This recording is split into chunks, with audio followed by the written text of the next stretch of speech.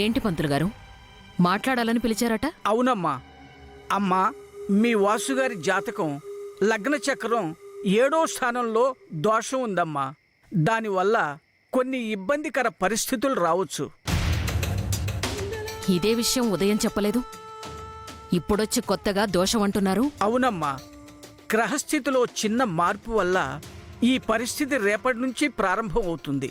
అందుకే దుర్గాదేవి గుడి నుంచి మంత్రించిన యంత్రాన్ని తీసుకొచ్చాను. ఈ యంత్రాన్ని మీ ఇంటి తూర్పు దిక్కున 5 అడుగుల గొయ్యి తవ్వి పాతిపెట్టండి. దానితో పాటు గణపతి హోమం, పరిహార పూజ చేయాలి. వాసుగారి మనస్సు మారి పెళ్లి కొప్పుకుంటారు.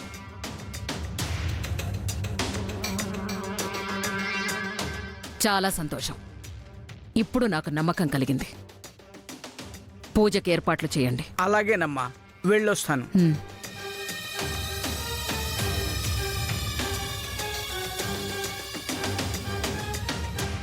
రంగయ్య, అమ్మా, ఈ యంత్రాన్ని మన ఇంటికి తూర్పు దిక్కున 5 అడుగుల గొయ్యి తవ్వి అందులో పూడ్చిపెట్టు. అట్నే అమ్మా.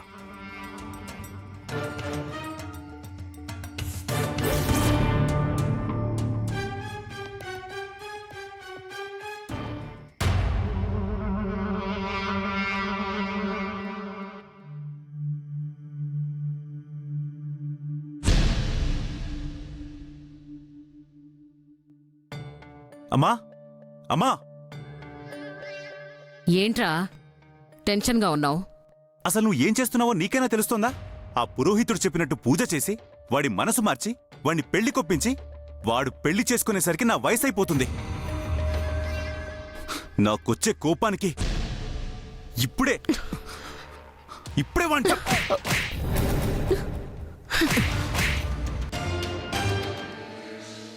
జగమాయా, అసలు ఇక్కడ తూర్పు ఎటువైపు అబ్బా? చందమా కనిపించింది అంటే ఇదే తూర్పు.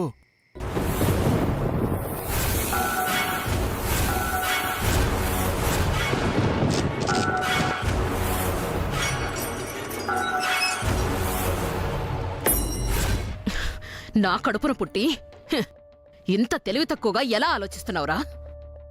ఇదే ఆవేశంతో వెళ్ళి చంపితే వాడు చస్తాడేమో గాని మనకు ఆస్తి మాత్రం రాదు. ఇంకా ఇలా ఎంతకాలం అమ్మా? నీకర్థమయ్యేలా చెప్తాను, విను. అమ్మవారికి ఒక పోతుని బలివ్వాలంటే ఏం చేస్తాం? ముందు ఒక మేకపిల్లను తెచ్చి దాన్ని బాగా మేపి దాన్ని గుడికి తీసుకువెళ్లే ముందు బాగా అలంకరించి డప్పులు కొట్టుకుంటూ ఊరేగింపుగా గుడికి తీసుకెళ్తాం. ఆ మేకని అమ్మవారి ముందుంచి దానిమీద పసుపు నీళ్లు పోసి అమ్మవారి ఆజ్ఞ కోసం చూస్తాం. ఒక్కసారి అమ్మ ఆజ్ఞ ఇవ్వగానే ఒకే ఒక్క వేటు, అంతే. ఆ మేక చచ్చే క్షణం దాకా అది చస్తుందని దానికి కూడా తెలీదు. ఒక మేకకే ఇంత చేస్తే ఒక మనిషిని చంపాలంటే ఎంత సహనంతో ఉండాలి? దేనికైనా సమయం రావాలి. ఆ సమయం వచ్చేదాకా తగ్గాలి. నేను తగ్గుతున్నాను అనుకోకు, నాకు తగ్గడమూ తెలుసు, మీదెక్కి తొక్కడమూ తెలుసు. సరే అక్క, సమయం చూసి చంపుతావు. ఈ ఊరి జనాలు ఊరుకుంటారా?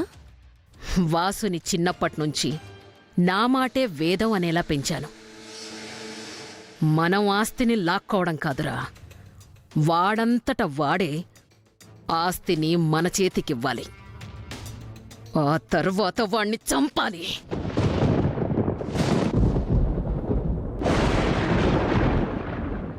అప్పుడు కదా మనం చంపలేదని ఈ ఊరి జనాలు నమ్ముతారు. అదిరా ఈ రాజేశ్వరి అంటే.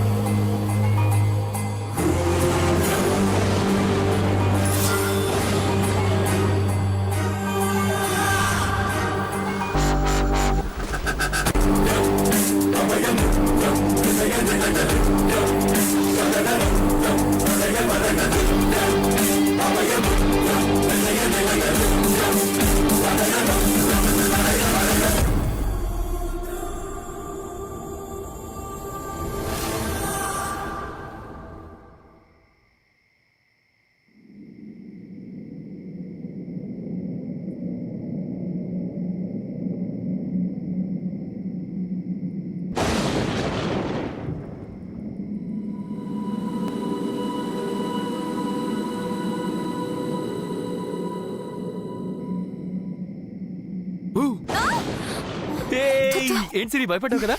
చిక్కిచక్క భయపడ్డావు కదా? నిజం చెప్పు. ఏ భయపెడితే భయపడకుండా డాన్స్ చేస్తారా? నువ్వు దెయ్యానివే, భయపెట్టాలి గానీ భయపడకూడదు. నేను తీయబోయే సినిమాలో నీదే దెయ్యం క్యారెక్టర్. దయ్యమా?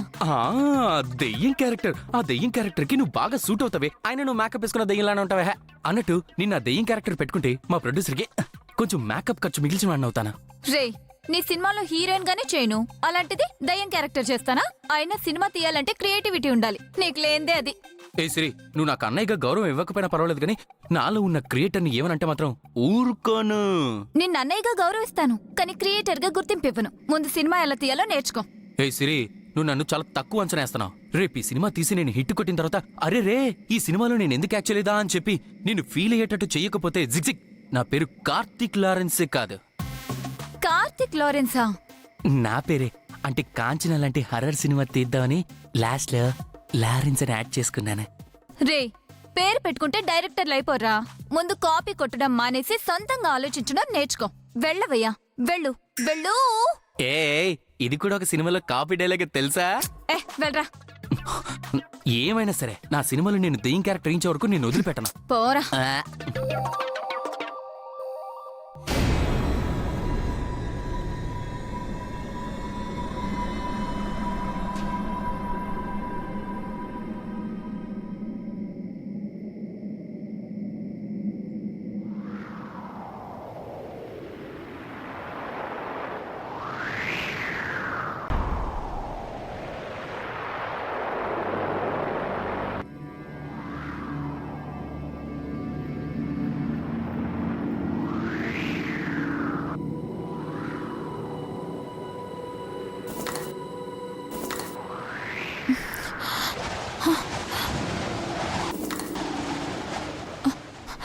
ఇది ఖచ్చితంగా కార్తిక్ పని. నన్ను భయపెట్టడానికి చేస్తున్నాడు, నాకు తెలుసు.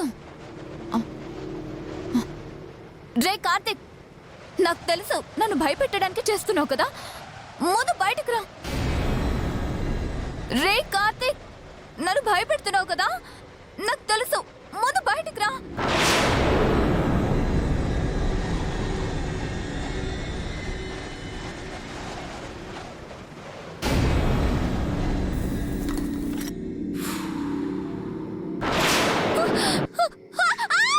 నేను చెప్పిందంతా గుర్తుంది కదా?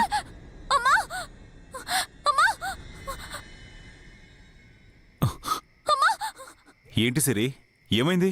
ఎందుకంత కంగారుగా ఉన్నావు? నేను చదువుకుంటుంటే గాలికి కర్టన్స్ తగిలి బెడ్ ల్యాంప్ కింద పడింది. నాకెందుకో భయంగా ఉందమ్మా. ఇందులో భయపడ్డానికే ఉంది? వర్షం వచ్చేలా ఉంది, అందుకే గాలి బాగా వీస్తోంది. కిటికీలన్నీ మూసేసి పడుకో, వెళ్ళు. అది నీకంత భయంగా ఉంటే చెప్పమ్మా, నేనొచ్చి తోడుగా పడుకుంటాను. వద్దులే పిన్ని, నేనొక్కదాన్నే పడుకుంటాను. జాగ్రత్త. రేపా పురోహితుడిని పిలిచి పరిహార పూజ ఎప్పుడు చేయాలి, దానికి సంబంధించిన ఏర్పాట్లన్నీ కనుక్కో. అలాగే అమ్మా, కనుక్కుంటా. సరే, మీరెళ్ళి పడుకోండి.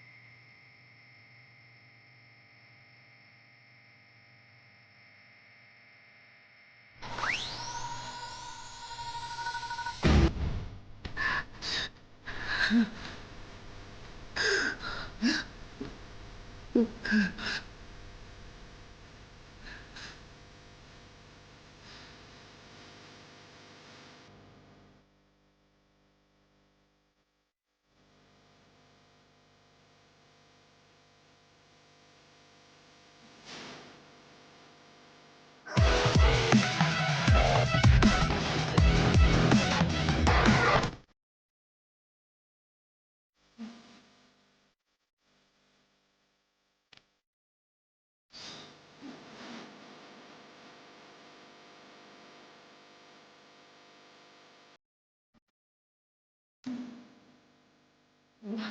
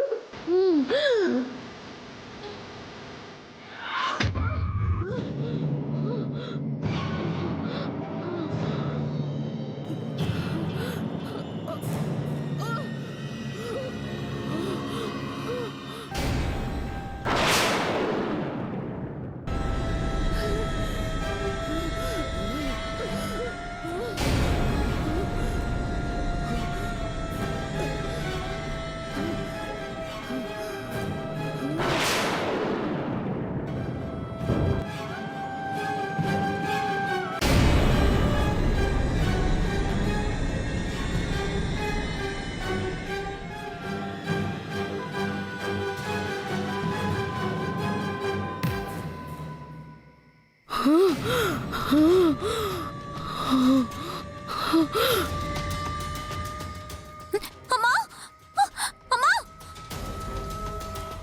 అమ్మా అమ్మా అమ్మా అమ్మా ఏమైంది విన్నీ అన్నయ్య అన్నయ్య అమ్మా అమ్మా ఏమైందమ్మా అమ్మా ఏమైందమ్మా ఏమైంది సిరి?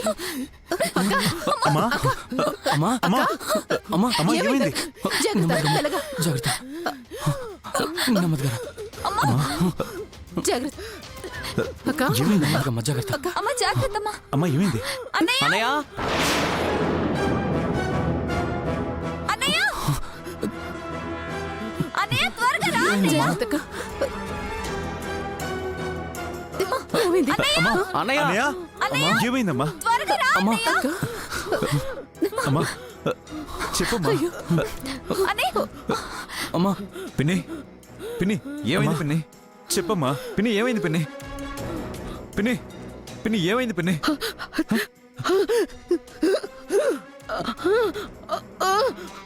సరే నువ్వేం మాట్లాడుకో, నీకేం కాదు పిన్ని, నీకేం కాదు.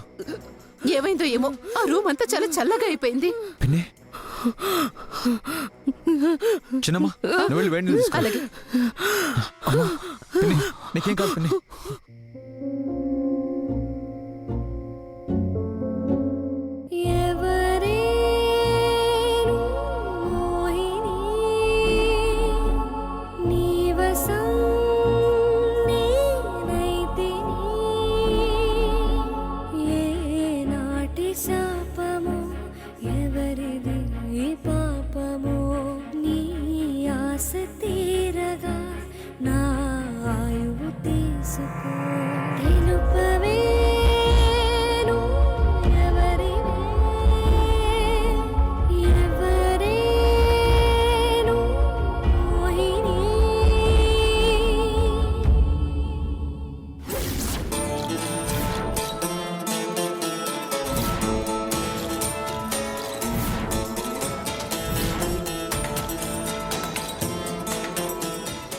మీ సమస్య ఏమిటో చెప్పండి. స్వామి, నా కొడుకు పేరు వాసు. కొందరు చెడ్డవాళ్ల చెప్పు చేతల్లో ఉన్నాడు.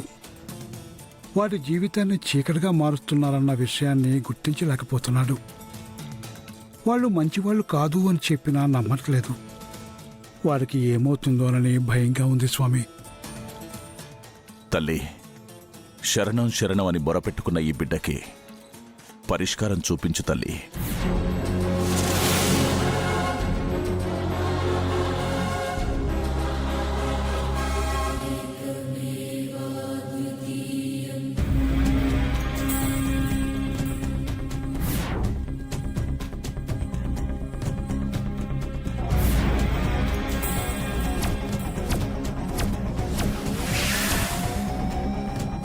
మీ సమస్యకు పరిష్కారం ఇక్కడి నుంచి తూర్పు దిక్కున ఉంది.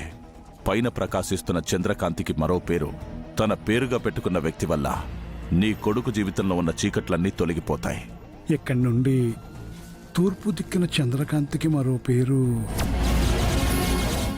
మీరు చెప్పింది నా చెల్లెల కూతురు వెన్నెల గురించి కదా? తన వల్ల నా కొడుకు జీవితం మారుతుందా స్వామి? ఆ అమ్మాయి మీ ఇంట్లోకి అడుగు పెడితేనే మీ సమస్యకు పరిష్కారం దొరుకుతుంది. నా చెల్లెల నీడ కూడా మా ఇంటి మీద పడటానికి నా భార్య ఒప్పుకోదు. అలాంటిది వెన్నెల ఇంట్లోకి రాణిస్తుందా? విశ్వానికి వెలుగునిచ్చే సూర్యుడిని మీ జీవితాలకు వెలుగునిచ్చే వెన్నెల రాకుండా ఏ శక్తి ఆపలేదు. మరి నా భార్య వల్ల వెన్నెలకి ఎలాంటి ప్రమాదం ఉండదా స్వామి? భయపడకో. ఆ కష్ట సమయంలో తనకొక మహాశక్తి తోడవుతుంది. ఆ శక్తి వల్ల నీ కొడుకు చుట్టూ ఉన్న దుష్టశక్తులన్నీ తరిమికొట్టబడతాయి. ఇది అమ్మ చెప్పిన మార్గం. అంతా మంచి జరుగుతుంది.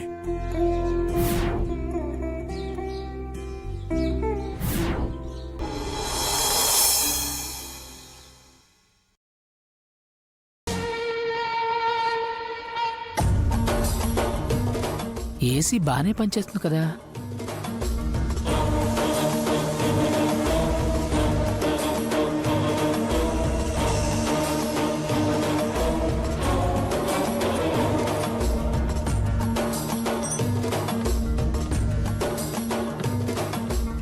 సార్ బానే ఉంది సార్.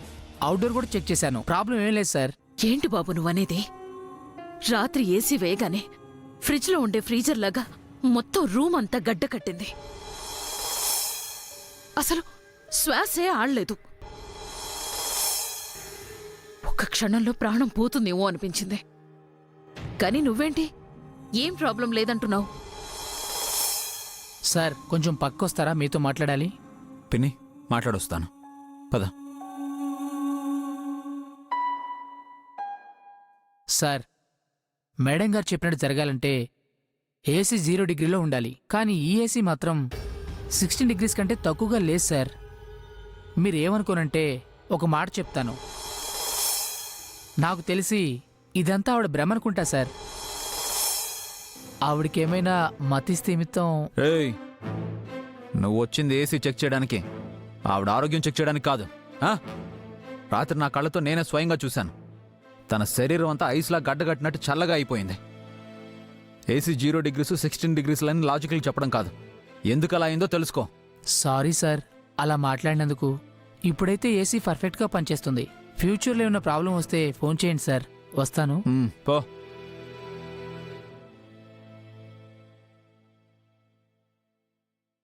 మెకానిక్ ఏం చెప్పాడు నాన్న? ఏసీ రిపేర్ చేశాడంట పిన్ని, ఇంక బాగా పనిచేస్తుందని చెప్పాడు. అవన్నీ బానే పనిచేస్తాయిరా,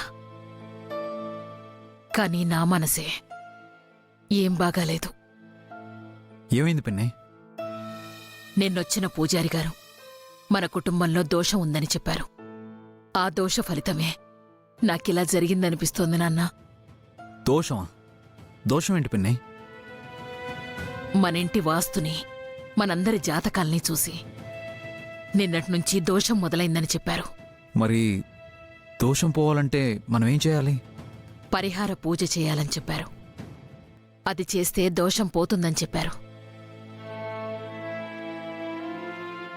సరే పిన్ని, దోషం పోతుందంటే వెంటనే చేయించండి. కానీ వాసు, అదేంటంటే ఏంటి పిన్ని? ఆ పూజ నువ్వే జరిపించాలట. నేనా? అంటే వాసు, ఇంటికి పెద్ద కొడుకుగా నువ్వు పూజ చేస్తేనే ఈ దోషం పోతుందట. నువ్వు సరే అంటేనే పూజ చేయిద్దాం. సరే, నేను దగ్గరుండి జరిపిస్తాను. పూజకి కావాల్సిన ఏర్పాట్లు చూడండి. ఆ, పిన్ని, ఇక నువ్వు ధైర్యంగా ఉండు. అమ్మయ్యా, ఇప్పుడు నా మనసు కుదుటపడింది. సరే పిన్ని.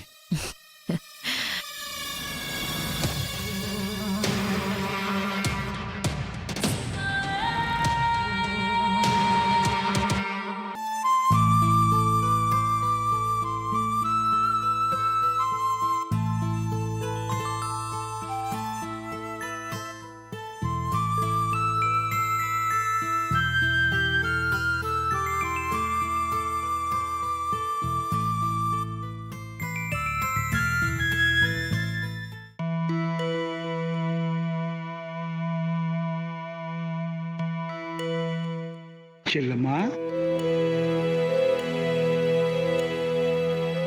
అన్నయ్య,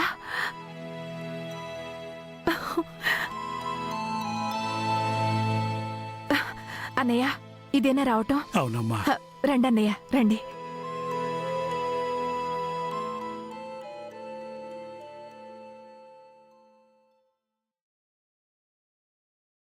అత్తయ్య బాగున్నారా? బాబు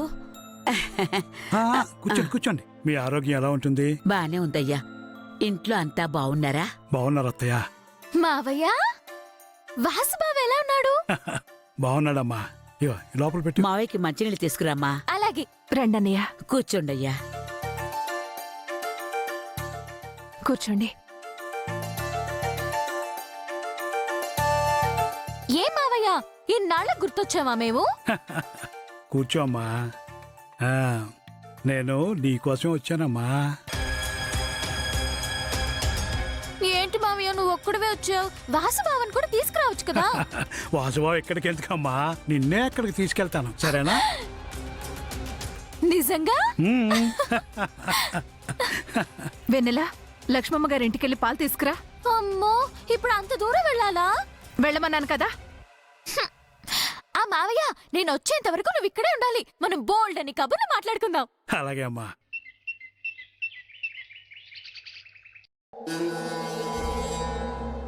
చెప్పన్నయ్య.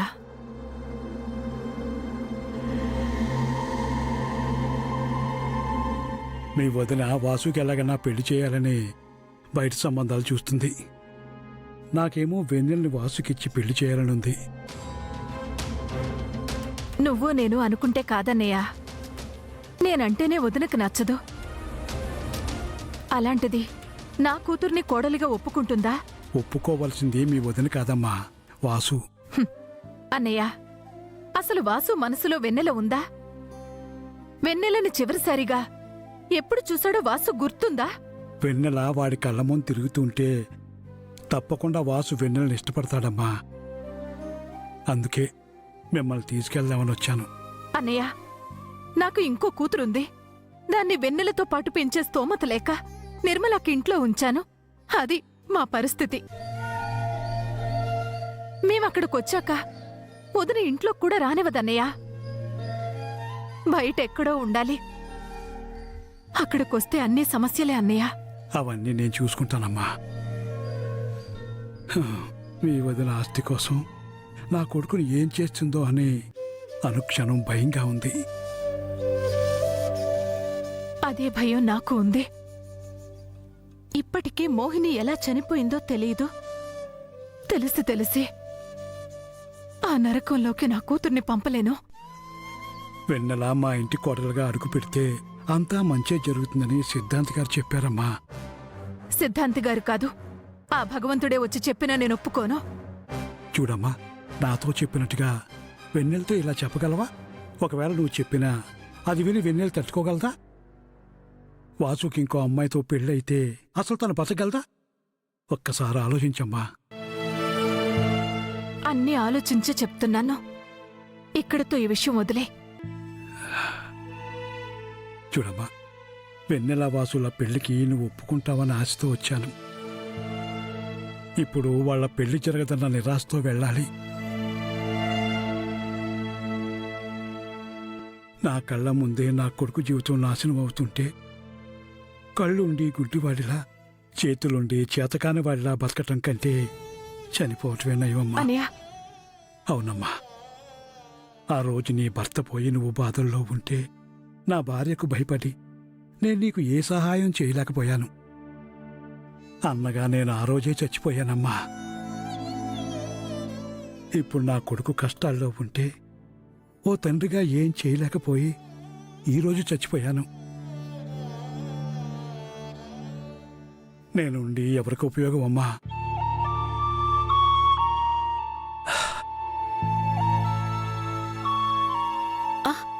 అయ్యో అన్నయ్య, ఎక్కడికన్నయ్య? నువ్వు ముందు కాళ్ళు కడుక్కో. ఏమనుంటే భోంచేశాక మాట్లాడుకుందాం. వద్దులేమ్మా, నేను పెడతాను. నువ్వు ఆగన్నయ్య. కడుక్కో అన్నయ్య. వద్దమ్మా. కడుక్కో అన్నయ్య. అన్నయ్య, అన్నయ్య.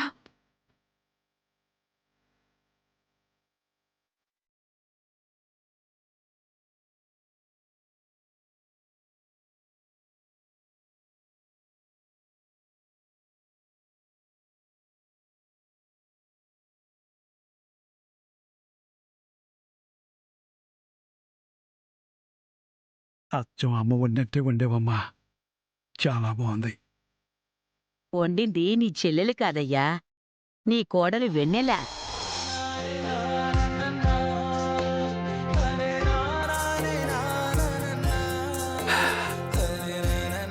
వండింది నా కోడలా?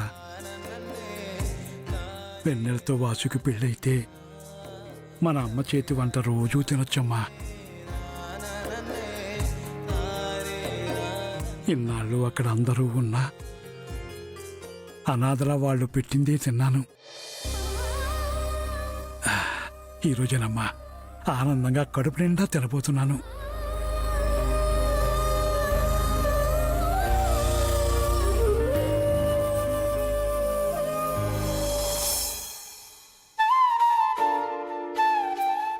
ఈ అరిటాకును నా వైపుకు మడిచితే మన మధ్య బంధం ఎప్పటికీ ఇలాగే ఉండాలనుకున్నట్టమ్మా.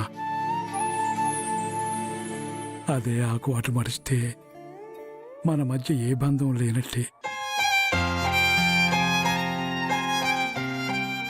చెప్పమ్మా.